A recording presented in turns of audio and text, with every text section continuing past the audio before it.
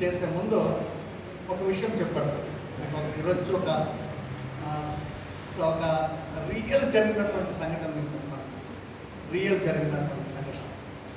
So ఆ సంఘటన చెప్పే ముందు వాళ్ళ చర్చికి ఒక చాలా ముసలైన చాలా కష్టపడుతూ అంటే ఎంటర్ అయినాడు. అంత పెద్ద మంచి డ్రెస్ ఏదో మామూలు డ్రెస్తో వచ్చి కొంచెము వణుకుంది తెచ్చి ముందు కూర్చున్నాడు. వాళ్ళందరూ చూసారు, ఈ ముసలతను ఎవరు వద్దకు వచ్చాడు కదా ఏమి అనుకున్నారు. ఆయనకి వచ్చి కూర్చున్నాడు. అప్పుడు ఆ యవన పాస్టర్ చెప్పాడు, ఒక సంఘటన జరిగినటువంటి సంఘటన చెప్తాను. సరే, ఆ సంఘటన ఏమంటే, ఒకానొక కాలంలో ఒక బోట్లో ఒక తండ్రి కొడుకు, ఆ కొడుకు యొక్క ఫ్రెండ్ ముగ్గురు కలిసి బోట్లో వెళ్తున్నారు. ఆ షిప్లో వెళ్తున్నప్పుడు సడన్లో ఏమంటారు, షిప్ బ్రేక్ అంటాం, అంటే బోట్ పగిలిపోయింది. అప్పుడు లైఫ్ జాకెట్స్ అని ఇస్తాం. ఆ లైఫ్ జాకెట్స్లో 2 ఉన్నాయి, 3వది లేదు. ఇప్పుడు ఈ 2 లైఫ్ జాకెట్స్ ఏమంటే అది వేరేసుకుంటే వాళ్ళు తప్ప వేరే వారు బ్రతికే ఛాన్స్ లేదు. సో అప్పుడు ఏమైంది, తండ్రి ఆ యవనస్తులకు ఇస్తే వాళ్ళకి తెలియదు లైఫ్ జాకెట్ వేసుకుని ఎట్లా తమను తాము రక్షించుకోవాలని. తండ్రి కంపల్సరిగా లైఫ్ జాకెట్ వేసుకోవాలా, ఇంకొకరికి ఆ లైఫ్ జాకెట్ వేసుకొని బ్రతికించుకోగలరు. అయితే ఒక్క మనిషి మాత్రం మిస్ అవుతారు. సో ఈ సమయంలో చాలాసార్లు ఏమవుతుందంటే, ఏ తండ్రి అయినా తన కొడుకు రక్షింపబడాలని ఆలోచిస్తాం, బయట వాళ్ళకి కాదు. అయితే ఇప్పుడు పరిస్థితి ఎట్లా అయిందంటే, అతనికి ఆప్షన్ లేదు. రక్షించుకుంటే వాళ్ళ కొడుకుని రక్షించుకోవాలా, లేకపోతే వాళ్ళ ఫ్రెండ్ని రక్షించాలి. ఒకసారి ఆలోచించాడు తండ్రి, చాలా కష్టం అనిపించింది. ఇప్పుడు ఎట్లా అంటే, నా యొక్క పరిస్థితి ఎట్లా ఉందంటే, నా యొక్క కొడుకుని బ్రతికించుకోవాలా, లేకపోతే ఆ ఫ్రెండ్ని బ్రతికించాలి, ఏది ఏమన్నా కానీ చెప్పి ఆ ఫ్రంట్కి జాకెట్, లైఫ్ సేవింగ్ జాకెట్ వేసేసారు, ఎత్తినేస్తున్నారు, దగ్గరే దుక్కేశారు. కొడుకు ఏడుస్తున్నాడు, డాడీ డాడీ కొట్టుకొని వెళ్ళిపోతున్నాడు. సరే వెళ్ళిపోయిన తర్వాత మొత్తానికి ఆ యొక్క ఇది అయిపోయిన తర్వాత అప్పుడు ఆ పాస్టర్ గారు అన్నారు, ఇక్కడ ఉన్న వారిలో ఎవరన్నా అటువంటి పరిస్థితి మీ జీవితంలో వస్తే ఏం చేస్తారు అని చెప్పినప్పుడు అందరూ ఆశ్చర్యపడ్డారు. చాలాసార్లు అన్నారు, ఆ పరిస్థితితో ఉంటే మా కొడుకు మా కూతురు సంపాదించుకున్నాం. అయితే అప్పుడు ఆ స్థితిలో చెప్పినప్పుడు నేను రియల్లీ చెప్తున్నాను, ఈరోజు రక్షింపబడిన అబ్బాయి ఎవరు కాదు, నేనే. రక్షింపబడిన అంటే ఆ యొక్క షిప్ రెక్కింటి ఆ యొక్క దీనికి రక్షింపబడి లైఫ్ జాకెట్ వేసుకొని నన్ను రక్షణ అంటే నాకు పునర్జీవం ఇచ్చింది.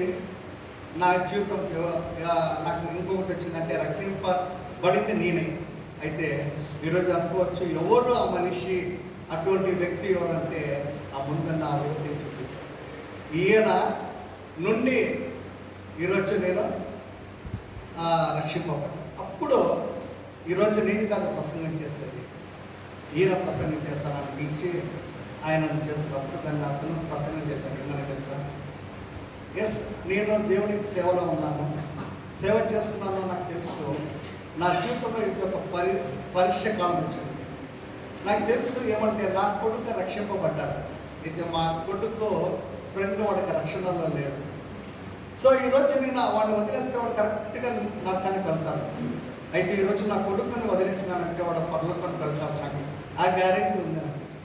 అయితే లోకరీతిగా చూడాలంటే నాకు ఆ కొడుకు కావాలా, కానీ అయితే ఏసైకి కాల్సి చనిపోయిన వాడు తిరిగి తిరిగి జన్మించాలనే ఆలోచన. సో ఆ స్థితిలో నేను ఒకటి అడిగాను, ప్రభా, ఈ అబ్బాయిని సేవ్ చేసుకుంటే నేనంటే ఇప్పుడు రక్షింపబడాలా ప్రభా.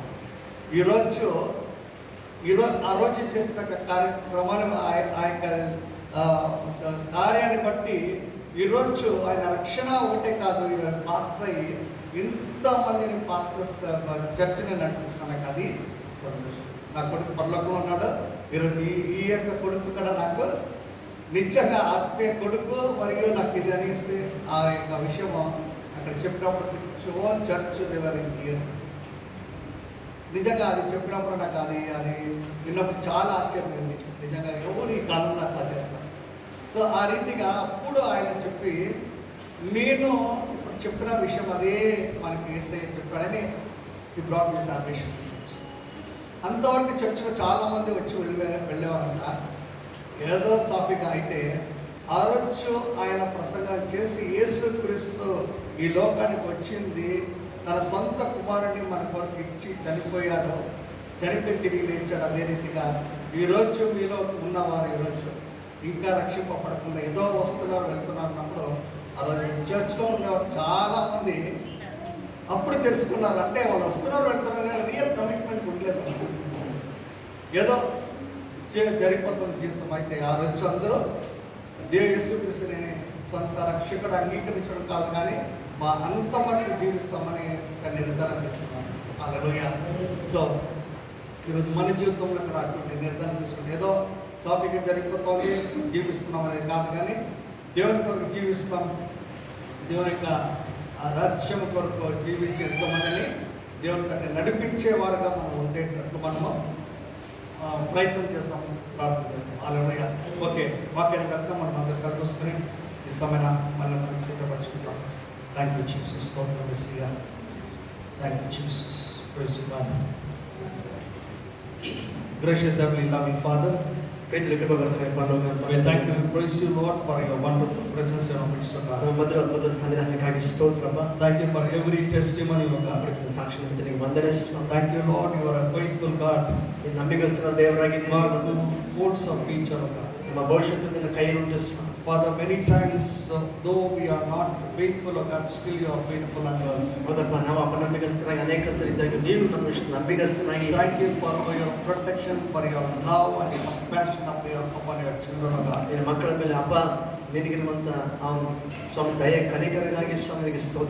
If you consider our weaknesses, our shortcomings, God, Lord, we will be consumed long back, God. But you are not looking at your shortcomings and drawbacks, God.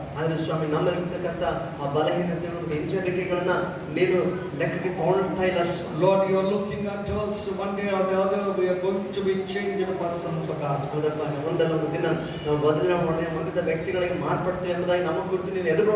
You are waiting patiently for our repentance and to come back to you, God. So tonight, Lord Jesus, let each one of us to understand your love in our life, God. Lord, help us to repent of our drawbacks, God. And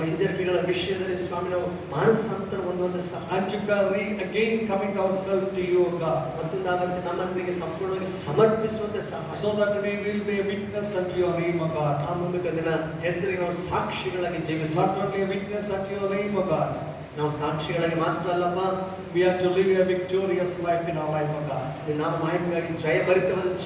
tonight, O Master, let your word pierce into our hearts, God. Let your word speak to us tonight, God. Let each one of us go from this place as a changed person, so God. We should not be the same person, so God. We should be something extraordinary people on this earth, God. Lord, it can be possible only we commit ourselves to you, God. It is possible when we come closer to you, Master. So it is Lord tonight, God. You speak to us. Let your word make us to understand, God. And Lord, give us a heart of your understanding and a ear of hearing, God. I bring every word under the subject of the Holy Spirit. Coming against every principalities, powers of the darkness, possessing of promises, In Jesus' name I pray. ಇಲ್ಲಾಂದ್ರೆ ಶಕ್ತಿ ವಿರೋಧವಾಗಿ ಕರ್ತನ ವಾಕ್ಯ ಸಂತರಿಸಿಕೊಂಡವರಾಗಿ ಕರ್ತನ ಯೇಸು ಕ್ರಿಸ್ತನ ಹೆಸರಿನಲ್ಲಿ ಪ್ರಾರ್ಥಿಸುತ್ತೇವೆ ತಂದೆ. Amen. Amen. Hallelujah. Hallelujah. Okay, let's turn our Bibles to Numbers chapter 11. ಈ ಸಮಯದಲ್ಲಿ ಸತ್ಯವೇದ 2ನೇ ಕಾಂಡ 11ನೇ ಅಧ್ಯಾಯಕ್ಕೆ ನಾವು ಬರೋಣ. So here we see that how Israelites are revolting against God. ಇಲ್ಲಿ ನಾವು ನೋಡ್ತಿದ್ರೆ ಇಸ್ರಾಯೇಲರು ಯಾವ ರೀತಿಯಲ್ಲಿ ದೇವರಿಗೆ ವಿರುದ್ಧವಾಗಿ ಅವರು ತಿರುಗಿ ಬೀಳ್ತಾ ಇದ್ದಾರೆ. So when God is with them, ನೋಡಿ ದೇವರು ಸಂಗಡ ಇರುವಾಗ, when God has brought them out of the bondage and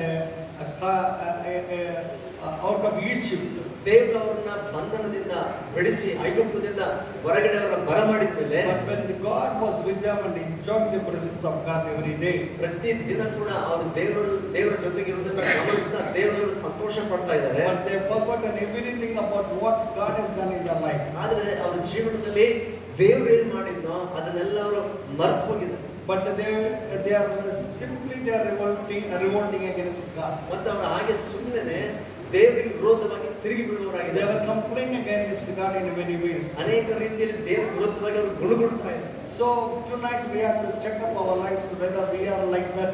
ಇವತ್ತು ನಮ್ಮ ಜೀವನವನ್ನ ಪರಿಶೋಧಿಸಿಕೊಳ್ಳಬೇಕಾಗಿದೆ. ನಾವು ಆ ರೀತಿಯಲ್ಲಿ ಏನಾದ್ರೂ ಇದೀವಾ ಎಂಬುದಾಗಿ. Because many times God has blessed us in many ways. ಅನೇಕ ರೀತಿಯಲ್ಲಿ ಅನೇಕ ವಿಧದಲ್ಲಿ ದೇವರು ನಮ್ಮನ್ನು ಆಶೀರ್ವಾದ ಮಾಡಿದ್ದಾನೆ. But after receiving everything, still we have our own way of thinking and we revolt against God. ನೋಡ್ರಿ, ಆದಾಗಿ ಕೂಡ ದೇವರದ ಎಲ್ಲ ನಾವು ಹೊಂದಿಕೊಂಡ ಮೇಲೆ ನಾವು ನಮ್ಮದೇ ಆಗಿರ್ತಕ್ಕಂಥ ಸ್ವಂತ ಆಲೋಚನೆ ದಾರಿ ಹಿಡಿದು ದೇವರಿಗೆ ವಿರುದ್ಧವಾಗಿ ಅನೇಕ ಸಾರಿ ತಿರುಗಿ ಬೀಳ್ತಾ ಇದೆ. Though the God was with them and every day they are experiencing the presence of God, still they were not happy and content with what they have, but they were people who were having a revolt nature or a nature which they are making God to become anger. ನೋಡಿ, ದೇವರು ಸಂಘಟಿತ ಅಷ್ಟೆಲ್ಲ ಅದ್ಭುತಗಳು ಮಾಡ್ತಾ ನಡ್ಸ್ಕೊಂಡು ಬರ್ತಾ ಇರ್ಬೇಕಾದ್ರೆ ಅವರು ದೇವರಿಗೆ ಕೃತಜ್ಞತೆಯಾಗಿ ವಿಧೇಯರಾಗಿ ನಡೆಯುವ ಬದಲಾಗಿ ಅವರು ಅನೇಕ ಸಾರಿ ದೇವರನ್ನ ಪರೀಕ್ಷಿಸ್ತಾರೆ, ದೇವರ ವಿರುದ್ಧ ತಿರುಗಿ ಬೀಳ್ತಾ ದೇವರಿಗೆ ಕೋಪವನ್ನು ಎಬ್ಬಿಸ್ತಾ ಇದ್ದಾರೆ. And not only that thing, we see they were talking, they were making even Moses, the leader who was leading them also to become restless and also painful because of the people's revolt nature. ಅಷ್ಟಮಾತ್ರಲ್ಲ, ಇವರು ತಮ್ಮಲ್ಲಿರುವಂತಹ ತಿರುಗಿ ಬೀಳುವ ಸ್ವಭಾವದ ನಿಮಿತ್ತವಾಗಿ ಅವರು ನಡೆಸ್ತಾ ಇದ್ದಂತ ನಾಯಕನಾಗಿರುವ ಮೋಶೆ ಕೂಡ ಅದನ್ನ ಜೀವಿತದಲ್ಲಿ ಆತನು ಸಹ ಬೇಸತ್ತುಗೊಳ್ಳುವಂತೆ ಮಾಡ್ತಾ ಇದ್ದಾರೆ. Many times we also in our life, ಅನೇಕ ಸರಿ ನಾವು ಕೂಡ ನಮ್ಮ ಜೀವನದಲ್ಲಿ not only we make the God to become anger because of our behavior and also because of our adamant nature, at the same time we'll make the leaders and the speech of people, pastors or anybody to become what you call restless and to make them to cry in their life, so that they also think that why I have to bear all these people. ನೋಡ್ರಿ, ಅನೇಕ ಸಾರಿ ನಾವು ಕೂಡ ಹೇಗೆ ವರ್ತಿಸ್ತೇವೆ ಅಂತಂದ್ರೆ ನಮ್ಮ ನಡವಳಿಕೆ ನಿಮಿತ್ತವಾಗಿ ಆ ಒಂದು ಮೊಂಡು ಸ್ವಭಾವದಿಂದ ಮತ್ತು ದೇವರಿಗೆ ತಿರುಗಿ ಬೀಳುವಂತ ಗುಣಗುಟ್ಟುವಂತ ಸ್ವಭಾವ ನಿಮಿತ್ತ ದೇವರಿಗೆ ಕೋಪವನ್ನು ಎಬ್ಬಿಸೋದು ಮಾತ್ರ ಅಲ್ಲದೆ ನಮ್ಮ ನಡೆಸುವಂತ ಸಭಾಪಾಲಕರು ನಾಯಕರನ್ನು ಕೂಡ ನಾವು ಬೇಸರಗೊಳಿಸ್ತೇವೆ. ಅದೇ ಸಮಯದಲ್ಲಿ ಯಾಕಾದ್ರಪ್ಪ ಈ ಜನರನ್ನ ನಡೆಸ್ಕೊಂಡು ಹೋಗ್ತಾ ಇದೀನಿ, ಯಾಕಾದ್ರೂ ಈ ಸೇವೆ ಮಟ್ಟಿಗೆ ಅವರು ತಮ್ಮ ಜೀವನದ ಜಿಗುಪ್ಸೆಗೊಳ್ಳುವ ಹಾಗೆ ಮಾಡ್ತಾ ಇರ್ತಾರೆ. Don't think that God will spare you. ನೋಡ್ರಿ, ಆ ರೀತಿಯಲ್ಲಿ ಏನಾದರೂ ನಾವು ಮಾಡಿದ್ರೆ ದೇವರು ನಮ್ಮನ್ನ ಹಾಗೆ ಸುಮ್ಮನೆ ಬಿಡ್ತಾರಂತ ಎಷ್ಟು ಮಾತ್ರ ನೆನೆಸ್ಬೇಡ್ರಿ. Don't think that God is not listening to your complaints. ಅಥವಾ ನಿಮ್ಮ ಒಂದು ದೂರುಗಳನ್ನ ಗುಣಗುಟ್ಟಕ್ಕೆ ದೇವರು ನೋಡ್ತಾ ಇಲ್ಲ, ಕೇಳಿಸ್ಕೊಳ್ತಾ ಇಲ್ಲ ಅಂತ ಅನ್ಕೋಬೇಡ್ರಿ. But when the anger of God comes upon you, ಅದೇ ದೇವರ ಕೋಪ ನಿಮ್ಮ ಮೇಲೆ ಬರುವುದಾದ್ರೆ it will be very miserable. ಅದು ತುಂಬಾ ದುಃಖಕರವಾಗಿರ್ತದೆ. Nobody can escape from that what you call anger of God. ದೇವರ ಕೋಪದ ಉಗ್ರತೆಯಿಂದ ಯಾರು ಕೂಡ ತಪ್ಪಿಸಿಕೊಳ್ಳಕ್ಕೆ ಸಾಧ್ಯ ಇಲ್ಲ. So instead of becoming angry against God and making God to become angry, better to please God and to surrender our lives to God. ಆದ್ದರಿಂದ ದೇವರಿಗೆ ವಿರೋಧವಾಗಿ ನಡ್ಕೊಂಡು ಆತನ ಕೋಪ ಎಬ್ಬಿಸುವ ಬದಲಾಗಿ ನಮ್ಮನ್ನು ಸಂಪೂರ್ಣವಾಗಿ ದೇವರಿಗೆ ಒಪ್ಪಿಸಿಕೊಂಡು ದೇವರಿಗೆ ನಾವು ವಿಧೇಯರಾಗಿ ಜೀವಿಸುವುದು ಒಳ್ಳೆಯದು. So we see that the Israelites, they were in bondage. ನಾವು ನೋಡ್ತೇವೆ, ಇಸ್ರೇಲ್ ಜನರು ಅನೇಕ ವರ್ಷಗಳ ಕಾಲ ಅವರು ಬಂಧನದಲ್ಲಿ ಇದ್ರು. because of their bondage, they cried unto the Lord, the Bible says. ದೇವರ ವಾಕ್ಯದಲ್ಲಿ ನೋಡ್ತೀವಿ ಅವರಿಗೆ ಇರ್ತಕ್ಕಂಥ ಒಂದು ಬಂಧನದ ನಿಮಿತ್ತವಾಗಿ ಆ ಸಮಸ್ಯೆ ನಿಮಿತ್ತವಾಗಿ ಅವರು ದೇವರಿಗೆ ಮೊರೆ ಇಟ್ಟರು. Because they cried, God had a compassion upon them and remember the what he called the covenant, what he has made with Abraham, Isaac and Jacob. ಅವರು ಯಾವಾಗಾದ್ರೂ ತಮ್ಮ ಸಂಕಷ್ಟದ ನಿಮಿತ್ತವಾಗಿ ದೇವರಿಗೆ ಮೊರೆ ಇಡುವಾಗ, ಪ್ರಾರ್ಥಿಸುವಾಗ ದೇವರವರ ಕೂಗನ್ನ, ಅವರ ಮೊರೆಯನ್ನ ಕೇಳಿ ದೇವರವರ ಪಿತೃಗಳಾಗಿರ್ತಕ್ಕಂಥ ಅಬ್ರಹಾಂ, ಇಸಾಕ್, ಯಾಕೋಬರಿಗೆ ದೇವರು ತಾನು ಮಾಡಿದಂತ ಒಡಂಬಡಿಕೆಯನ್ನ, ವಾಗ್ದಾನವನ್ನ ನೆನಪಿಗೆ ತಂದುಕೊಂಡ. So Moses, God raised up Moses, and through Moses God made these people to come out of Egypt. ಆ ಸಮಯದಲ್ಲಿ ದೇವರು ಅವರ ಬಿಡುಗಡೆಗೋಸ್ಕರ ಮೋಶೆ ಎನ್ನುವಂತ ನಾಯಕನನ್ನ ಎಬ್ಬಿಸಿ ಆತನ ಮೂಲಕ ಇಸ್ರಾಯೇಲ್ ಐಗುಪ್ತ ದೇಶದ ಹೊರಗಡೆ ಬರಮಾಡಿದ. All these years they were in the bondage and they were laboring for the Egyptians. ಇಷ್ಟು ವರ್ಷಗಳ ಕಾಲ ಅವರು ಆ ಗುಲಾಮತನದಲ್ಲಿ, ಬಂಧನದಲ್ಲಿ ಇದ್ಬಿಟ್ಟು ಆ ಒಂದು ಐಗುಪ್ತರಿಗೆ ಅವರ ಜೀವಿತ ಆಳುಗಳಾಗಿ ಅವರಿಗೆ ದುಡಿತಾ ಇದ್ರು. But they were working, they were laboring, but their wages were not sufficient for them to sustain their lives. ಅವರು ಬಿಟ್ಟಿ ಬದುಕು ಮಾಡ್ತಾ ಇದ್ದಾರೆ. ಅಷ್ಟು ಕಷ್ಟಪಡ್ತಿದ್ರು ಕೂಡ ಕಷ್ಟಕ್ಕೆ ತಕ್ಕಂತ ಪ್ರತಿಫಲ ಕಾಣ್ತಾ ಇಲ್ಲ. ಅವರು ತುಂಬಾ ಅವಸ್ಥೆ ಪಡ್ತಾ ಇದ್ದಾರೆ. But when God visited them, ಅದು ಯಾವಾಗಂದ್ರೆ ದೇವರು ಅವ್ರನ್ನ ದರ್ಶಿಸಿದ್ನೋ, when God commanded them to come out of Egypt, ಐಗುಪ್ತದಿಂದ ದೇವರನ್ನ ಹೊರಗಡೆ ಬರ ಮಾಡಿದ ಮೇಲೆ, so they didn't, God has not sent them with the empty handed. ನೋಡ್ರಿ, ಆ ಸಮಯದಲ್ಲಿ ಐಗುಪ್ತ ಹೊರಗಡೆ ಬರಮಾಡಬೇಕಾದ್ರೆ ದೇವರ ಬರಿಗೈಯಿಂದ ಅಲ್ಲಿ ಹೊರಗಡೆ ಬರಮಾಡಲಿಲ್ಲ. But God made the Egyptians to move with compassion, to have a favor, and made them to give all the jewelry to this Israelites. ಅಲ್ಲಿ ನೋಡ್ತಾನೆ, ದೇವರ ಐಗುಪ್ತರಲ್ಲಿ ಅವರ ಹೃದಯದಲ್ಲಿ ಒಂದು ಆಲೋಚನೆ ಉಂಟು ಮಾಡಿದ ಒಂದು ಭಯ ಮತ್ತು ದಯ ನಿಮಿತ್ತವಾಗಿ ಆ ಐಗುಪ್ತರು ತಮ್ಮಲ್ಲಿದ್ದಂತ ಬೆಳ್ಳಿ, ಬಂಗಾರ, ಆಭರಣ, ಒಡವೆಗಳನ್ನೆಲ್ಲ ಕೂಡ ಈ ಇಸ್ರೇಲ್ ಜನರಿಗೆ ಕೊಟ್ಬಿಟ್ರು, ನೀವು ಹೊರಟು ಹೋಗ್ರಿ ಎಂಬುದಾಗಿ. God made them to become rich overnight with all their jewelry. ಅವ್ರಿಗೆ ಕೊಟ್ಟಂತ ಒಡವೆ ಅವೆಲ್ಲ ಮೂಲಕ ನೋಡ್ತೇವೆ, ಇಡೀ ರಾತ್ರಿಯಲ್ಲಿ ದೇವರವ್ರನ್ನ ಅಧಿಕ ಧನವಂತರನ್ನಾಗಿ ಹೊರಗಡೆ ಅಲ್ಲಿಂದ ಬರಮಾಡ್ತಾರೆ. So they were coming out with the joy out of Egypt. ನೋಡ್ರಿ, ಐಗುಪ್ತ ದೇಶ ಬಿಟ್ಟು ಹೊರಗಡೆ ಬರ್ತಿರ್ಬೇಕಾದ್ರೆ ಎಷ್ಟೋ ಆನಂದ, ಸಂತೋಷದಿಂದ ಹೊರಗಡೆ ಬರ್ತಾರೆ. But as they were coming out, immediately Egyptians followed them, and we know how the Red Sea came again, how God made them to cross Red Sea and come out of that Red Sea. ನಾವು ನೋಡ್ತೇವೆ ಐಗುಪ್ತರು ಯಾವ ರೀತಿ ತಿರುಗಿ ಹೃದಯ ಕಠಿಣ ಮಾಡಿಕೊಂಡು Israel ವಿರುದ್ಧವಾಗಿ ಅವರು ಬರ್ತಾರೆ ಆ ಕೆಂಪು ಸಮುದ್ರದ ಬಳಿಯಲ್ಲಿ. ಆದ್ರೆ ದೇವರು ತನ್ನ ಸೇವಕರ ಮೂಲಕ ಮಹತ್ವದ ಕಾರ್ಯವನ್ನು ಮಾಡಿ ಆ ಕೆಂಪು ಸಮುದ್ರ ವಿಭಾಗ ಮಾಡೋದನ್ನ ಅದ್ಭುತವಾಗಿ ಒಳನಲ್ಲಿ ನಡೆಸ್ಕೊಂಡು ಬರ್ತಾನೆ. So in this chapter 11th, Numbers chapter 11, we see that the Israelites, they were complaining to God.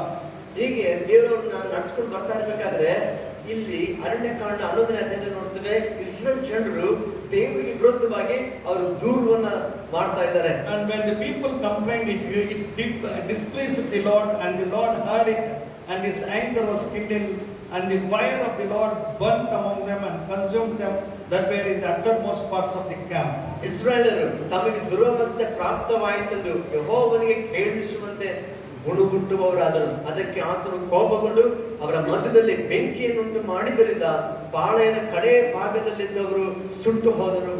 So here these people, we see that they were complaining against God. ಇಲ್ಲಿ ನಾವು ನೋಡ್ತೀವಿ, ದೇವರಿಗೆ ವಿರುದ್ಧವಾಗಿ ಜನರು ಅವರು ಗುಣಗುಡ್ತಾ ಇದ್ದಾರೆ. So complaining is nothing but they are not satisfied. ಅಂದ್ರೆ ಅದರ ಅರ್ಥ ಅವರಲ್ಲಿ ತೃಪ್ತಿ ಇಲ್ಲ. They are not content with what God has given them. ದೇವರಿಗೆ ಏನಾದರೂ ಕೊಟ್ಟಿದ್ದಾನೋ ಅದರ ವಿಷಯದಲ್ಲಿ ಅವರು ತೃಪ್ತಿ ಪಡ್ತಾ ಇಲ್ಲ. I believe that they were complaining means they were talking something against God. ನಾನು ಅನಿಸ್ತೇನೆ ಅವರು ದೂರ್ತಾ ಇದ್ದಾರೆ, ಗುಣಗುಡ್ತಾರೆ ಅಂತಂದ್ರೆ ದೇವರಿಗೆ ವಿರುದ್ಧವಾಗಿ ಏನೋ ಅವರು ಕೆಟ್ಟದಾಗಿ ಮಾತನಾಡ್ತಾ ಇದ್ದಾರೆ. So it's daily they were experiencing the presence of God. ನೋಡ್ರಿ, ದಿನಾಲೂ ಕೂಡ ದೇವರ ಒಂದು ಸನ್ನಿಧಾನವನ್ನು ಅವರು ಅನುಭವಿಸ್ತಾ ಇದ್ದಾರೆ. You see the previous chapter 10th verse. ನೀವು ಅದರ ಹಿಂದಿನ ಅಧ್ಯಾಯ ಅಂದ್ರೆ 10ನೇ ಅಧ್ಯಾಯ ನೋಡೋದಾದ್ರೆ the 34th verse or 35th verse, and the cloud of the Lord was upon them by day, and when they went out of the camp, and it came to pass when the ark is set forward, that Moses said, Rise up, Lord, let their enemies be scattered, and let them that hate thee flee before thee. And when it rested, he said, Return, O Lord, unto the many thousands of Israel. ನೋಡ್ರಿ, 34 ಓದುವಾಗ ಗೊತ್ತಾಗುತ್ತೆ, ಅವರು ಪಾಳೆಯದಿಂದ ಹೊರಡುವಾಗ ಹಗಲು ಹೊತ್ತಿನಲ್ಲಿ ಯೆಹೋವನ ಮೇಘವು ಅವರ ಮೇಲೆ ಇತ್ತು. ಯೆಹೋವನ ಮಂಜೂಷವು ಹೊರಡುವಾಗ ಮೋಶೆ, ಯೆಹೋವನೇ ಎದ್ದು ಹೊರಡೋಣವಾಗಲಿ, ನಿನ್ನ ವೈರಿಗಳು ಚದರಿ ಹೋಗಲಿ, ನಿನ್ನ ಹಗೆಗಾರರು ಬೆನ್ನುಟ್ಟು ಓಡಿ ಹೋಗಲಿ ಎಂದು ಹೇಳುವನು. ಅದು ನಿಂತಾಗ ಅವನು, ಯೆಹೋವನೇ, ಇಸ್ರಾಯೇಲರ ಲಕ್ಷಾಂತರ ಕುಟುಂಬಗಳ ಮಧ್ಯದಲ್ಲಿ ತಿರುಗಿ ಬರೋಣವಾಗಲಿ ಎಂದು ಹೇಳುವನು. So here we see that the God's presence was with them. ನೋಡ್ರಿ, ನಾವು ನೋಡ್ತಿದ್ದೇವೆ ದೇವರ ಸನ್ನಿಧಾನ ಅವರೆಲ್ಲರೊಂದಿಗೆ ಇತ್ತು. God's presence was in the pillar of cloud in the daytime and a pillar of fire in the night. ನೋಡ್ತೇವೆ ಆಗಲೊತ್ತಿನಲ್ಲಿ ದೇವರ ಸನ್ನಿಧಾನ ಮೇಘ ಸ್ತಂಭದಲ್ಲಿ ಇದ್ದುಕೊಂಡು, ರಾತ್ರಿ ವೇಳೆಯಲ್ಲಿ ಅಗ್ನಿ ಸ್ತಂಭದಲ್ಲಿ ಇದ್ದುಕೊಂಡು ದೇವರ ಒಂದು ಪ್ರಸನ್ನತೆ ಅವರ ಜೊತೆಯಲ್ಲೇ ಇತ್ತು. Moses was telling that when these people raised up and they were going, was telling that all the enemies will be scattered and they will be put into confusion. ನೋಡ್ತೇವೆ ಯಾವಾಗಾದ್ರೂ ದೇವರ ಮನುಷ್ಯ ಹೊರಡುವಾಗ ಮೋಶೆ ಹೀಗೆ ಹೇಳ್ತಾ ಇದ್ದ, ಯೆಹೋವನೇ ಎಂದು ಹೊರಡೋಣವಾಗಲಿ, ನಿನ್ನ ವೈರಿಗಳು ಮತ್ತೆ ಹಗೆಗಾರರು ಚದರಿ ಹೋಗಲಿ, ಬೆಂಗುಟ್ಟು ಓಡಿ ಹೋಗಲಿ ಅಂತ. So when God is giving victory over the enemies, ಯಾವಾಗಂದ್ರೆ ದೇವರು ಇಸ್ರಾಯೇಲ್ ಶತ್ರುಗಳ ಮೇಲೆ ದೇವರು ಅವರಿಗೆ ಜಯವನ್ನು ಕೊಡ್ತಿರ್ಬೇಕಾದ್ರೆ, when God has given them the what you call dominion over the enemies, ಶತ್ರುಗಳ ಮೇಲೆ ದೊರೆತನ ಅಧಿಕಾರವನ್ನ ದೇವರು ಇಸ್ರಾಯೇಲ್ಗೆ ಕೊಡುವಾಗ, but they are not seeing the thing in their life, but they are seeing for the things what they are aspiring in the life. ನೋಡ್ರಿ, ದೇವರು ಅಂತಂದ ಮಹತ್ವದ ಕಾರ್ಯ ಮಾಡ್ತಿರ್ಬೇಕಾದ್ರೆ ಆ ವಿಷಯಗಳನ್ನ ನಾವು ಗಮನಿಸ್ತಾ ಇಲ್ಲ.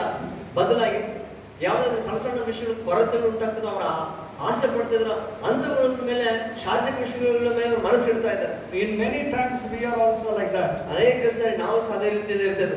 God will bless us definitely day by day. ಖಚಿತವಾಗಿ ದೇವರು ದಿನವೂ ಕೂಡ ನಮ್ಮನ್ನ ಆಶೀರ್ವದಿಸಿ ನಡೆಸ್ತೀವಿ. We are not consumed because of His grace. ಆತನ ಕೃಪೆ ನಿಮಿತ್ತವಾಗಿ ನಾವು ಇನ್ನೂ ಉಳಿದಿದ್ದೇವೆ ಜೀವಂತವಾಗಿ.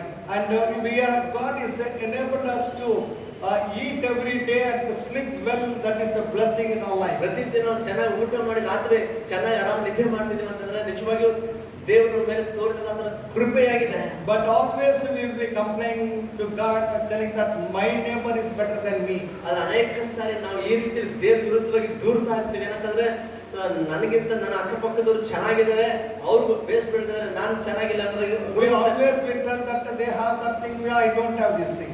ಅವ್ರಿಗೆ ಅದೇ ಐತೆ, ನನಗೆ ಇದಿಲ್ಲ ಅಂತ ಯಾವಾಗಲೂ ದೂರ್ತಾ ಇರ್ತೇವೆ. So God is not happy when you complain like that. ಆ ರೀತಿ ನಾವು ಯಾವಾಗಾದ್ರೂ ಮತ್ತೊಬ್ಬರು ನೋಡ್ಕೊಂಡು ಹೋಲಿಸ್ಕೊಂಡು ನಾವು ಗುಣಗುಟ್ಟಿದ್ರೆ ನಮ್ಮ ವಿಷಯದಲ್ಲಿ ದೇವರು ಸಂತೋಷ ಪಡಲ್ಲ. The blessing of God will not come upon us. ನಮ್ಮ ಮೇಲೆ ದೇವರ ಆಶೀರ್ವಾದ ಬರಲ್ಲ.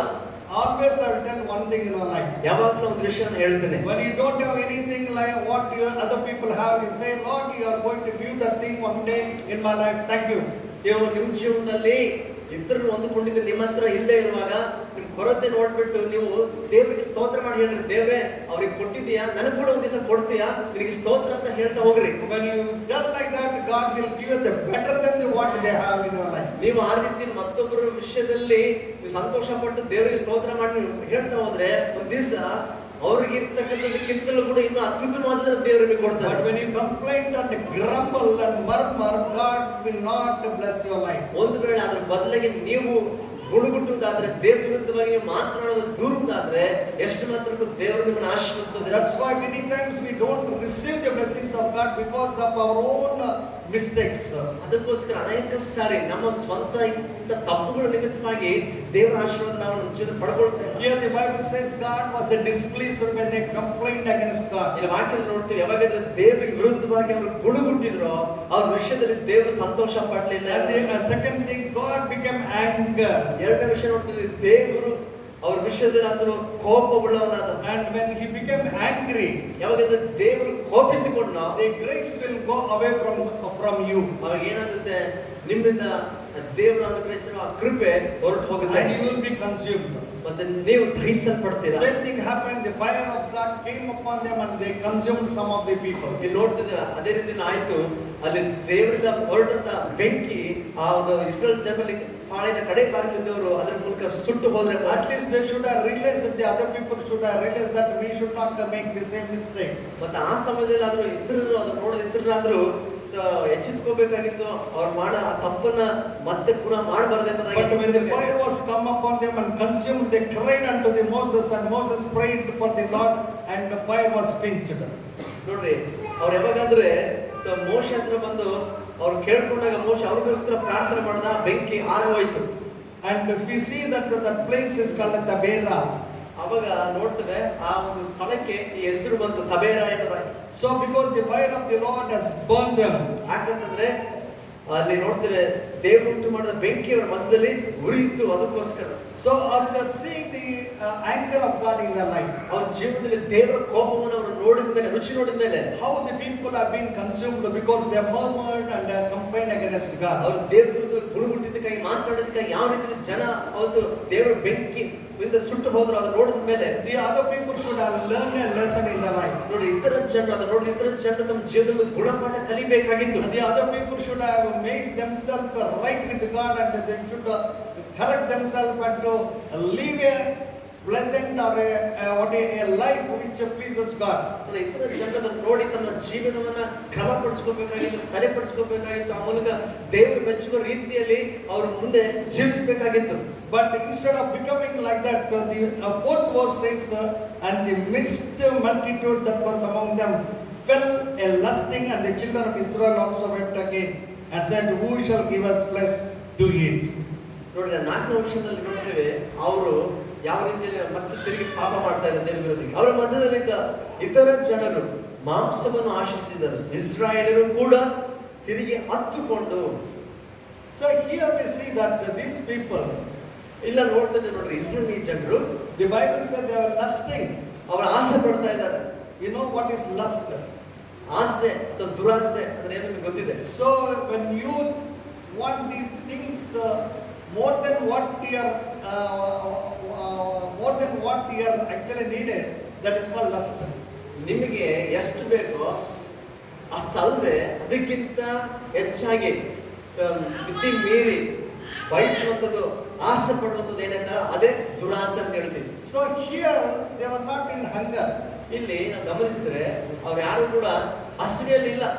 God was feeding with the manna. ದೇವರು ಪ್ರತಿ ದಿನ ಕೂಡ ಮನ್ನವನ್ನು ಕೊಟ್ಟು ಅವ್ರನ್ನ ಪೋಷಿಸ್ತಾ ಇದ್ದಾರೆ. God has blessed them everything.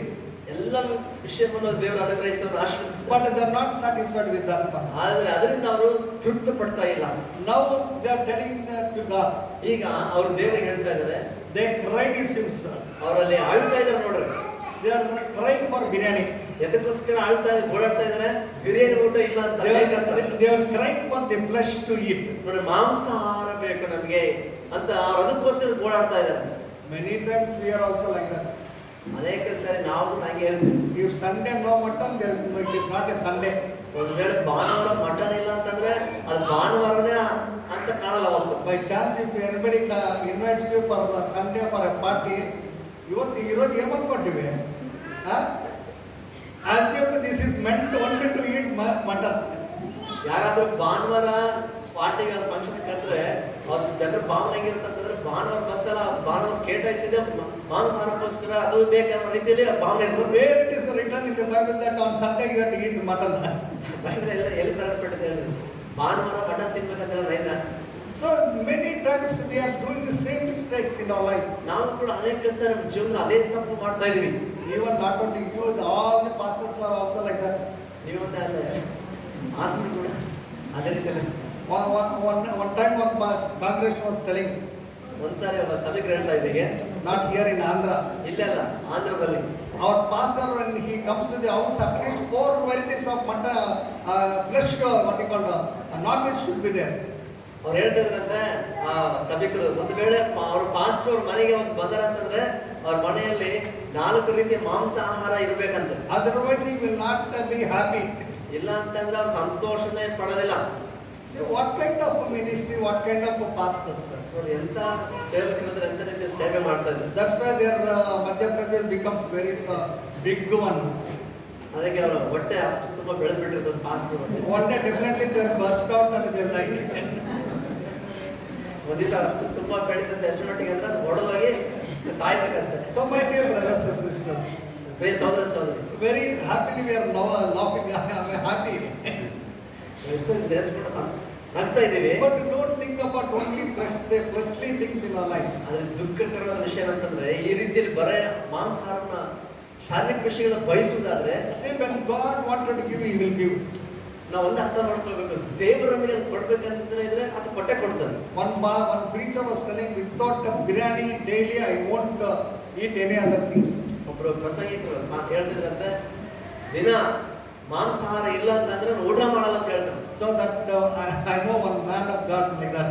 ಅದಕ್ಕೆ ಒಬ್ಬ ದೇವರ ಸೇವಕನಿಗೆ ಗೊತ್ತಿದೆ. When he came to Ballari, his whole team was telling, Papa, your Ballari biryani is so beautiful. Every day they were going to Kasim and they were bringing them. ಅವರು ಬಳ್ಳಾರಿಗೆ ಬಂದಾಗ ಅವ್ರ ಟೀಮಲ್ಲಿ ಇರ್ತಕ್ಕಂಥವ್ರು ಹೇಳ್ತಾರೆ ಅಂತ, ಅಪ್ಪ ಬಳ್ಳಾರಿ ಬಿರಿಯಾನಿ ಚೆನ್ನಾಗೈತೆ, ಪ್ರತಿದಿನ ಕಾಸಿ ಮಾತ್ರ ಹೋಗೋದು ಬಿರಿಯಾನಿ ಮಾಡ್ಕೊಂಡು.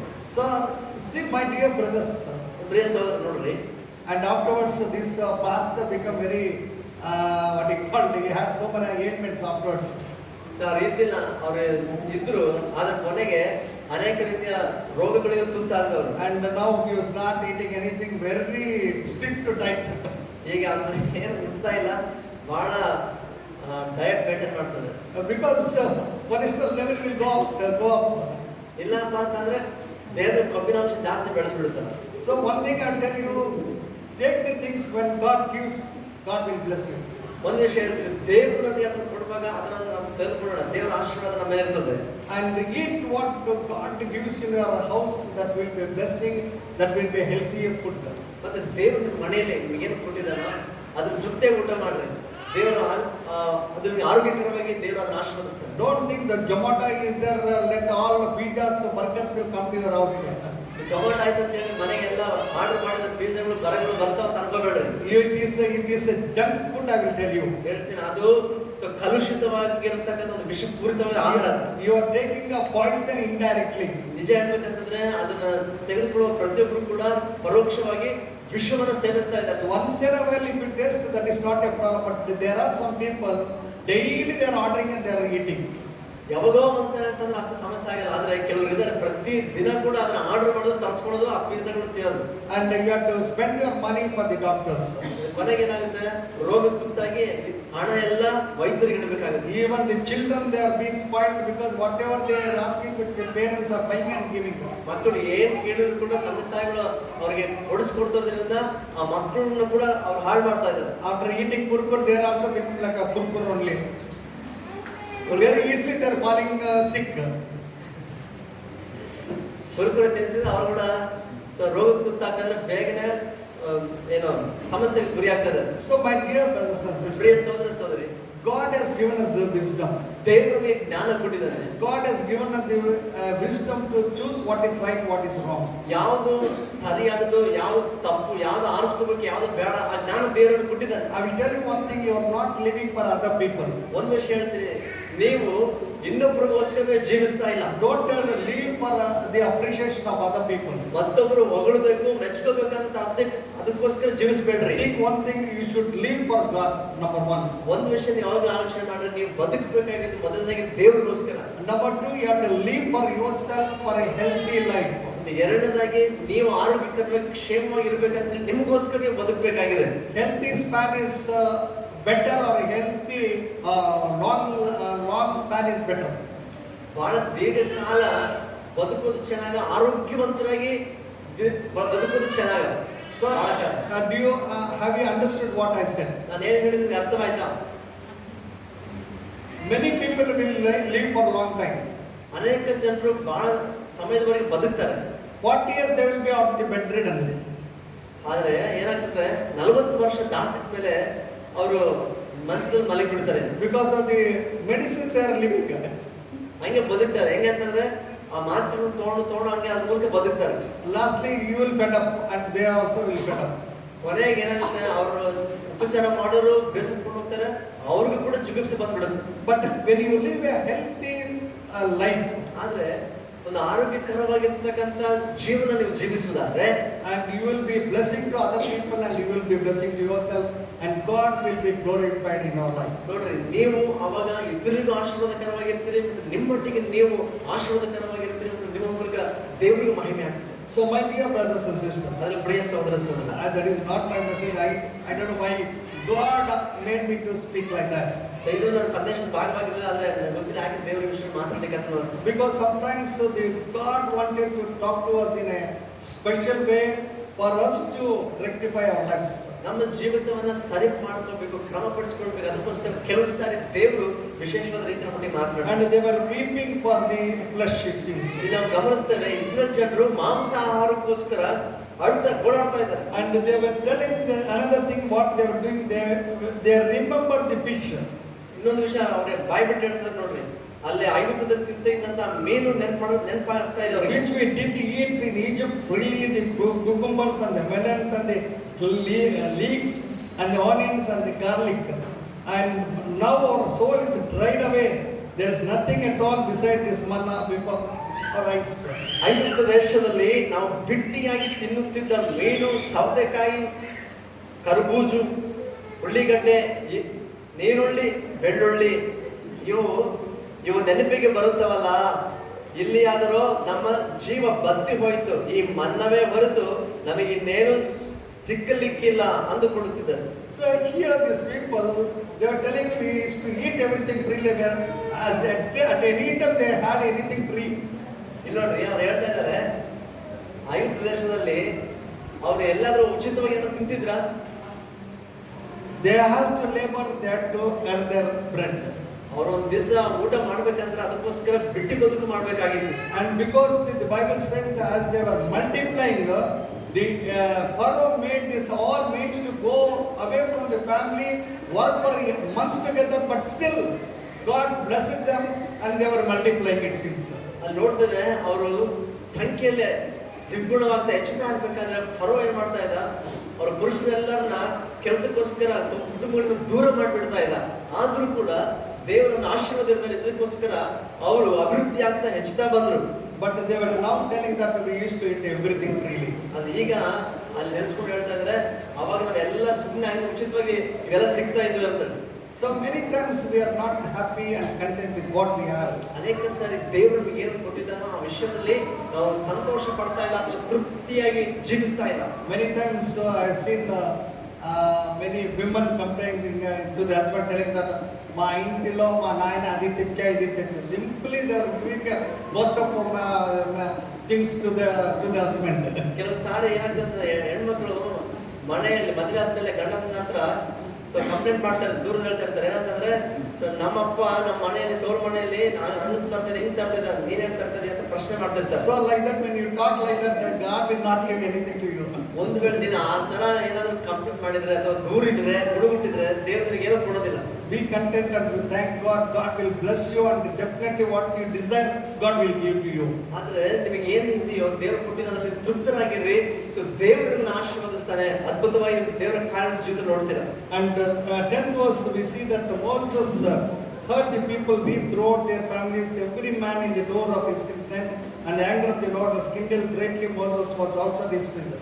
Moses said unto the Lord, wherefore hast thou afflicted the servant, and wherefore I have not found favor in thy sight, that thou layest the burden of all these people upon me? Have I conceived all these people, and begotten them, that thou shouldest say unto me, carry them in the bosom? Okay, 11. I am not able to bear all these people alone, because it is too heavy for me.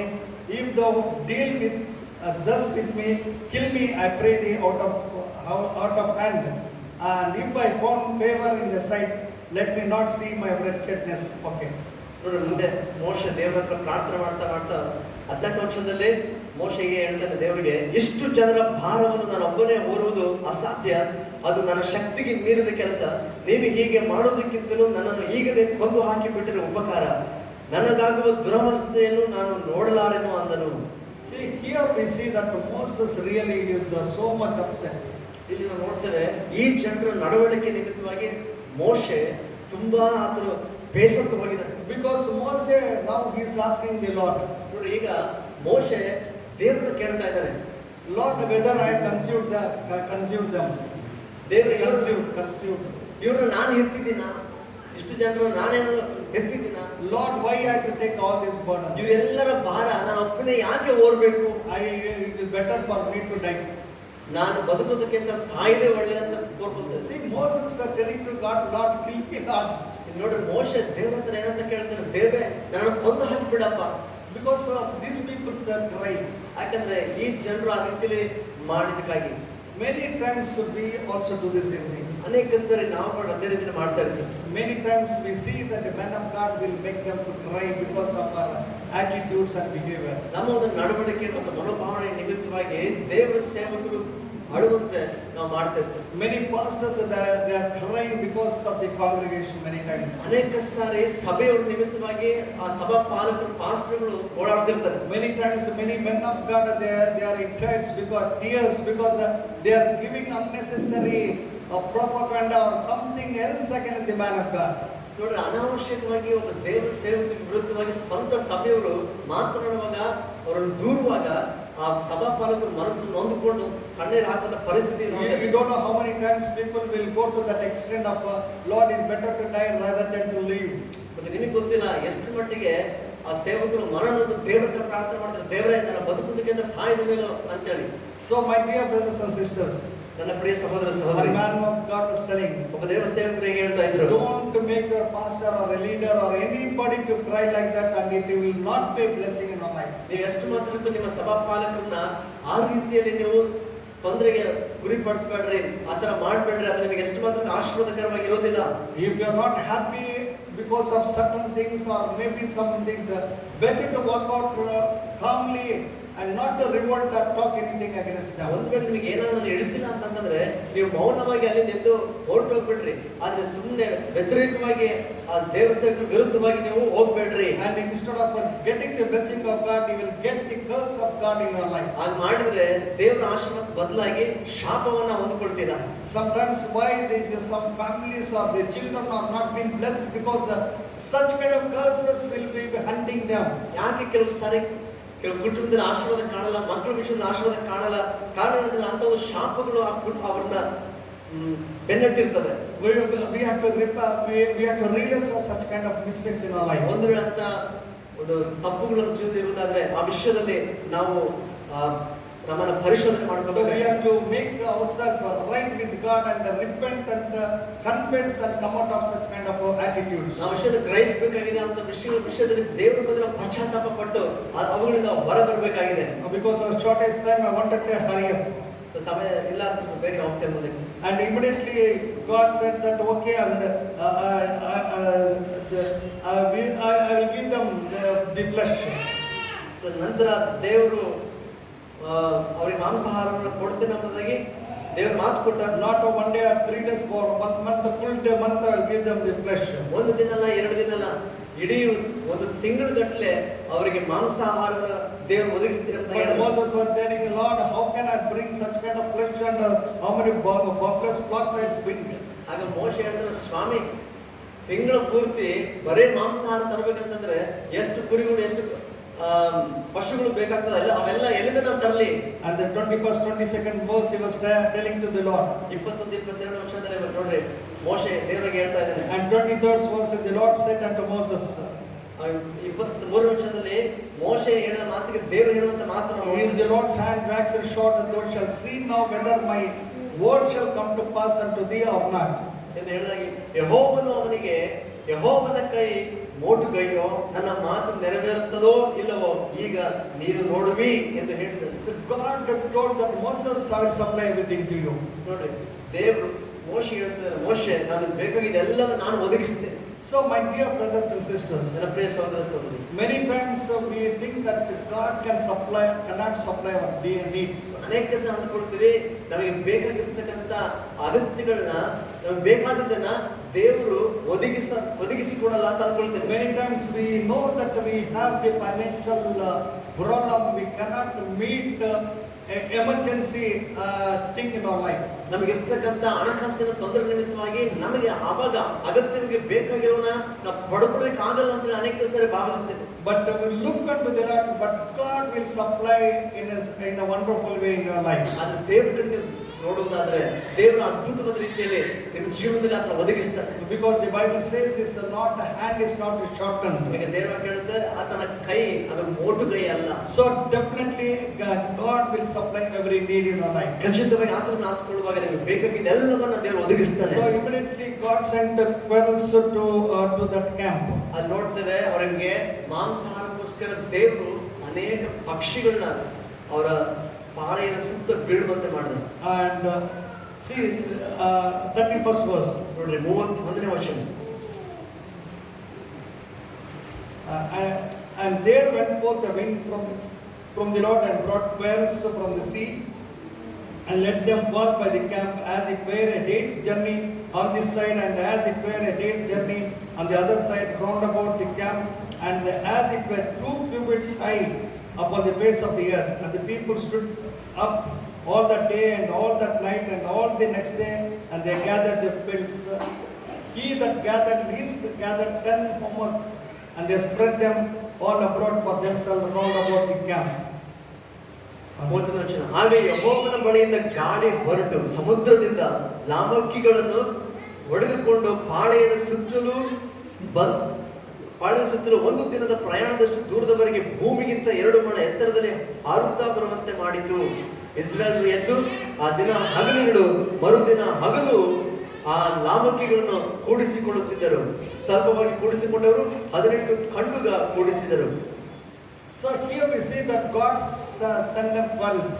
ಈಗ ನೋಡ್ತೇವೆ ಸಮುದ್ರ ಬಳಿಯಿರುವಂತಹ ಪಕ್ಷಿಗಳು ಲಾಮಕ್ಕಿಗಳನ್ನ ದೇವರು ಅವ್ರ ಬಳಿಗೆ ಬರುವಂತೆ So it was so full, it seems a one day journey that much where has fallen down. ಎಷ್ಟು ಮಟ್ಟಿಗೆ ಆ ಲಾಮಕ್ಕಿಗಳು ಬಂದಲ್ಲಿ ಅವ್ರ ಪಾಳೆ ಸುತ್ತ ಬೀಳ್ತದೆ ಅಂತಂದ್ರೆ ಒಂದು ದಿನ ಪ್ರಯಾಣ ಮಾಡುವಷ್ಟು ದೂರದವರೆಗೂ ಆ ಪಕ್ಷಿಗಳು ಬಂದು ಬೀಳ್ತಾ ಇದ್ದಾರೆ. So that much they could not collect it seems. ಅಂದ್ರೆ ಅವ್ರ ಕೈಲೇ ಇನ್ನ ಸಂಗ್ರಹಿಸಿಟ್ಕೊಳ್ಳಕ್ಕೆ ಆಗದಷ್ಟು ಮಟ್ಟಿಗೆ.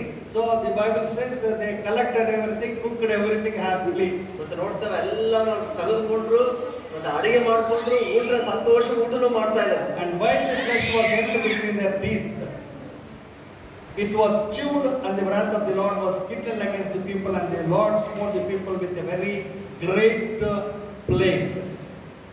ಅವುಗಳನ್ನು ಪಾಳೆದ ಸುತ್ತಲೂ ಹರವಿ ಒಣಗಿಸಿಕೊಂಡರು. ಆದರೆ ಅವರು ಆ ಮಾಂಸವನ್ನು ಇನ್ನೂ ಆಹಾರ ಮಾಡಿಕೊಳ್ಳುತ್ತಿರುವಾಗ ಅದು ಮುಗಿದು ಹೋಗುವುದರೊಳಗಾಗಿಯೇ ಯೆಹೋವನು ಅವರ ಮೇಲೆ ಕೋಪಗೊಂಡು ಬಹಳ ಜನರನ್ನು ಘೋರ ವ್ಯಾಧಿಯಿಂದ ಸಾಯಿಸಿದನು. So my dear brothers and sisters, ನನ್ನ ಪ್ರಿಯ ಸಹೋದರ ಸಹೋದರಿ, they cooked everything. ನೋಡ್ರಿ ಅವರೆಲ್ಲ ಕೂಡ ಅಡಿಗೆ ಮಾಡಿಕೊಂಡ್ರು. And they wanted to eat it there, it is in between their teeth. ಅವರು ಊಟ ಮಾಡ್ಬೇಕಂದ್ರು ಬಯಸ್ತಾ ಇದ್ದಾರೆ. ಇನ್ನ ಅದು ಅಷ್ಟು ಮಟ್ಟಿಗೆ ಅವರ ಅಲೆಗಳ ಮಧ್ಯದಲ್ಲಿ ಆಹಾರ ಇದೆ. Very good mutton piece and also one bone they wanted to eat but they could not eat. ಬಹಳ ಒಳ್ಳೆ ಮಟನ್ ಪೀಸ್ ಸಿಕ್ಕಿದೆ ಇವತ್ತು, ಎಲುಬು ತಿನ್ಬೋದಂತ ಅನ್ಕೊಂಡು, ಆದ್ರೆ ಅವರು ತಿನ್ಲಿಕ್ಕೆ ಆಗಲಿಲ್ಲ. Because 105 degrees fever. ಇದ್ದಕ್ಕಿದ್ದಂಗೆ 105 degree. I don't know what kind of plague that one. ಇಲ್ಲಿ ಘೋರ ವ್ಯಾಧಿ ಅಂತ ಇದೆ, ಆದ್ರೆ ಎಂತ ರೋಗ ನನಗೆ ಗೊತ್ತಿಲ್ಲ. It is there in their mouth, but full fever. Can you eat a biryani when you are having a fever 102? 102 degree ಇದ್ರೆ ಜ್ವರ, ನೀವು ಬಿರಿಯಾನಿ ಕೊಟ್ಟರು ತಿನ್ನಕ್ ಆಗ್ತದ? So the same condition for them. ಇಲ್ಲಿ ನೋಡ್ತಿದ್ರು ಅದೇ ಪರಿಸ್ಥಿತಿ ಇಸ್ರೇಲ್ ಜನರಿಗೆ. See, many times when we go against God, ಅನೇಕ ಸಾರಿ ನಾವು ದೇವರಿಗೆ ವಿರುದ್ಧವಾಗಿ ಹೋಗುವಾಗ, when you very stubbornly ask God, God will give. ನೀವು ಭಾರ ಮೊಂಡುತನದಿಂದ ಕೇಳಿದ್ರೆ ನೀವು ಕೇಳಿದ್ರೆ ದೇವರು ಕೊಡ್ತಾನೆ. But you will not enjoy that one. ಆದ್ರೆ ಅದರಿಂದ ನೀವು ಸಂತೋಷ ಪಡಕ್ಕಾಗಲ್ಲ. And my dear brothers and sisters, ಪ್ರಿಯ ಸಹೋದರ ಸಹೋದರಿ, same thing happened in the life of the Israelites. ಈ ಇಸ್ರೇಲರ ಜೀವನದಲ್ಲಿ ಅದೇ ರೀತಿಯಲ್ಲಿ ಆಯ್ತು. And many people they have been killed at that time. ನಾವು ನೋಡ್ತೇವೆ ಆ ಘೋರ ವ್ಯಾಧಿಯಿಂದ ಅನೇಕ ಜನರು ಸಾಯಿಸಲ್ಪಟ್ಟರು. And he called the name of that place Kibroth Hattaavah. Kibroth Hattaavah. Because they buried the people that lusted. ಆಶೆ ಪಟ್ಟವರನ್ನು ಅಲ್ಲಿ ಕೂಡಿಟ್ಟದ್ರಿಂದ ಆ ಸ್ಥಳಕ್ಕೆ ಕಿಬ್ರೋತ್ ಹತಾವಾ ಎಂದು ಹೆಸರಾಯಿತು. See, the Bible clearly says the people who lusted, ದೇವರಿಗೆ ಸ್ಪಷ್ಟವಾಗಿ ಹೇಳುತ್ತೆ, ಯಾರಾದ್ರೆ ಆಸೆ ಪಟ್ಟರೋ, who revolted against God. ಯಾರು ದೇವರಿಗೆ ವಿರುದ್ಧವಾಗಿ ತಿರುಗಿ ಬಿದ್ರು. Have you understood what I am telling? ಏನ್ ನಾನು ಹೇಳ್ತೀನಿ ನೀವು ಅರ್ಥ ಮಾಡ್ಕೊಳ್ತಾ ಇದ್ದೀರಾ?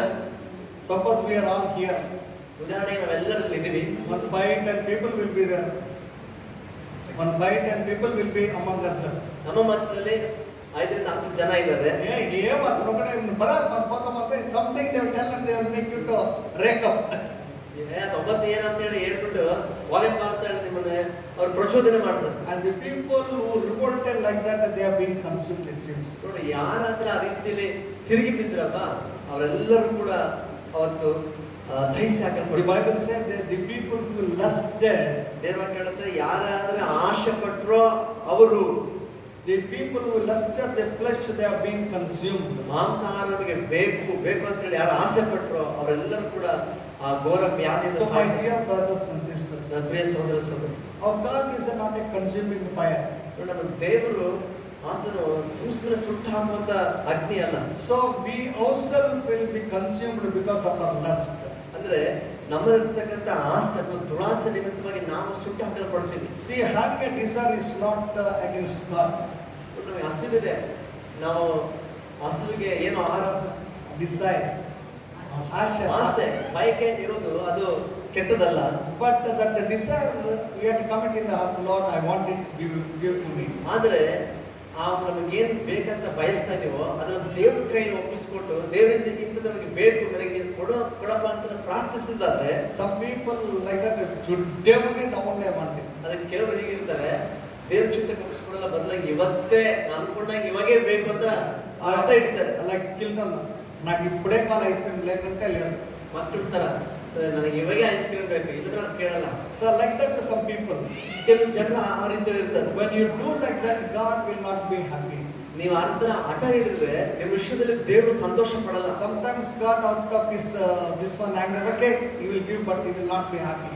ಕೆಲವು ಸಾರಿ ದೇವರು ಕೋಪದಿಂದ ನೀವು ಕೊಡ್ಬೋದೇನೋ, ಆದ್ರೆ ಅದ್ರ ನಿಮಿತ್ತ ನೀವು ಸಂತೋಷವಾಗಿರೋದಿಲ್ಲ ಮುಂದೆ. But when you desire and ask Lord, give me Lord, I want it, definitely will give. ಆದ್ರೆ ನೀವು ಬಯಸಿದ್ರೆ ನಾನು ದೇವರ ಚಿಂತೆಗೆ ಒಪ್ಪಿಸ್ಕೊಟ್ಟು, ದೇವರೇ ಅಪ್ಪ ನನಗೆ ಕೊಡಿದ್ ಬೇಕು ಕೊಡೋದಂತ ಕೇಳುವಾಗ ದೇವರು ತನ್ನ ಸಮಯದಲ್ಲಿ ಕೊಡ್ತಾನೆ. Because the Bible says God will not forget us.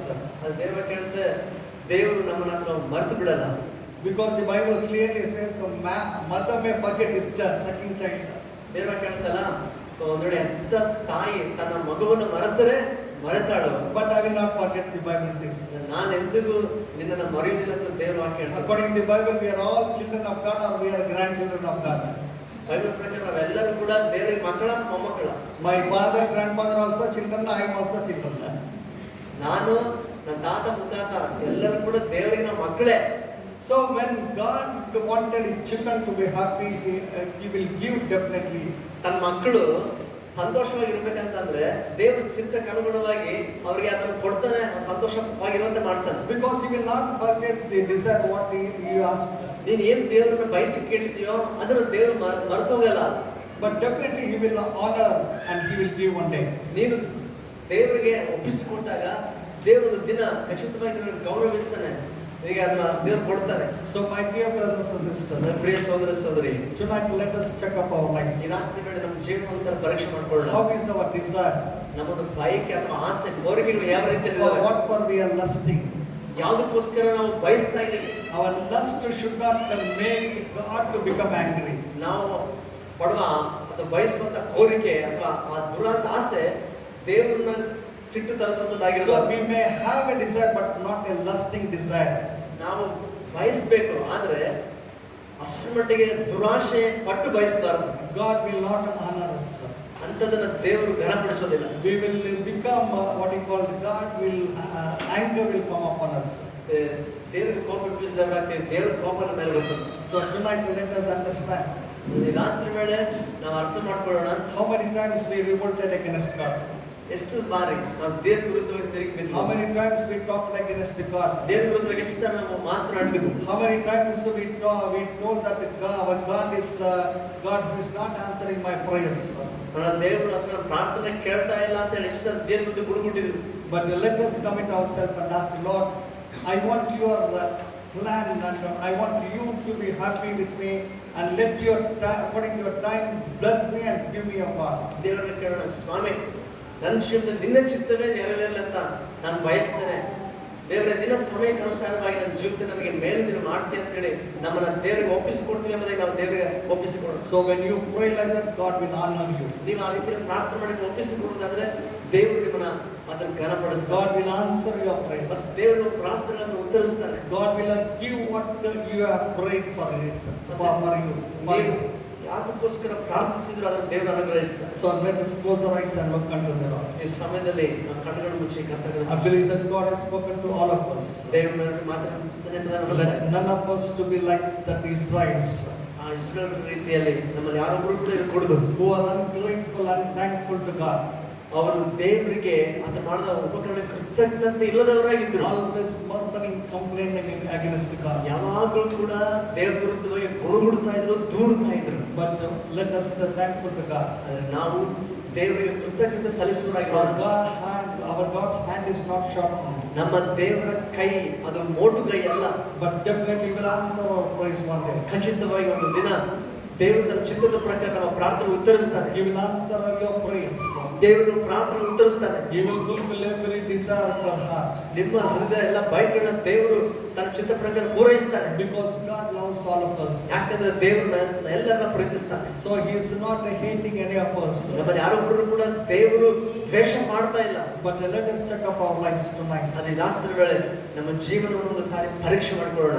Are we obedient to God? ನಾವು ನಿಜವಾಗಿಯೂ ದೇವರಿಗೆ ವಿಧೇಯರಾಗಿದ್ದೇವಾ? Are we waiting upon the God for His time? ಆತನ ಸಮಯಕ್ಕಾಗಿ ನಾವು ದೇವರ ಸನ್ನಿಧಿಯಲ್ಲಿ ಕಾಯ್ತಾ ಇದ್ದೇವೋ? Are we hurry and asking Lord in a hurry way and making Him to become angry? ಅಥವಾ ಆತುರದಿಂದ ನಾವು ದೇವರ ಹತ್ರ ನನಗೆ ಬೇಕು ಇವಾಗಲೇ ಎಂಬ ಆತುರದಲ್ಲಿ ನಾವು ಕೇಳ್ತಾ ಹಠ ಹಿಡಿದವರಾಗಿ ದೇವರ ಕೋಪ ಎಬ್ಬಿಸ್ತಾ ಇದ್ದೇವೆ. So let us check up tonight ರಾತ್ರಿ ಒಂದ್ಸಾರಿ ನಾವು ಪರೀಕ್ಷೆ ಮಾಡಿಕೊಳ್ಳೋಣ and commit ourselves to God.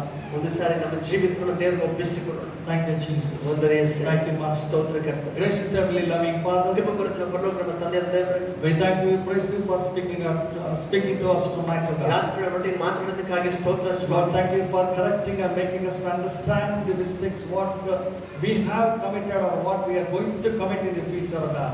ನಾವು ಈಗಾಗಲೇ ಮಾಡಿರುವಂತ ಮುಂದೆ ಮಾಡಲಿಕ್ಕಿರುವಂತ ತಪ್ಪುಗಳ ವಿಷಯದಲ್ಲಿ ನಮ್ಮನ್ನು ಎಚ್ಚರಿಸಿದ್ದಕ್ಕಾಗಿ ನಮ್ಮನ್ನು ಕ್ರಮಪಡಿಸುವುದಕ್ಕಾಗಿ ನಿನಗೆ ಸ್ತೋತ್ರ. So Lord, help us always to look at you and to obey to your word and to wait upon you, God. ಸ್ವಾಮಿ, ನಾವು ಯಾವಾಗಲೂ ಕೂಡ ನಿನ್ನ ವಾಕ್ಯಕ್ಕೆ ವಿಧೇಯರಾಗಿ ನಾವು ಎಚ್ಚೆತ್ತುಕೊಂಡವರಾಗಿ ಜೀವಿಸುವಂತೆ ಸಹಾಯ ಮಾಡು. So lead us and guide us, O God. ನೀ ನಮ್ಮನ್ನ ಕೈ ಹಿಡಿದು ಮುಂದೆ ನಡೆಸಲ್ಲ. Let each one of us be obedient under the guidance of the Holy Spirit, O God. ಪವಿತ್ರಾತ್ಮನ ನಡೆಸುವಿಕೆ ಮೇರೆಗೆ ನಾವೆಲ್ಲರೂ ಕೂಡ ನಿನಗೆ ಅಧೀನರಾಗಿ ಜೀವಿಸಲು ಸಹಾಯ ಮಾಡು.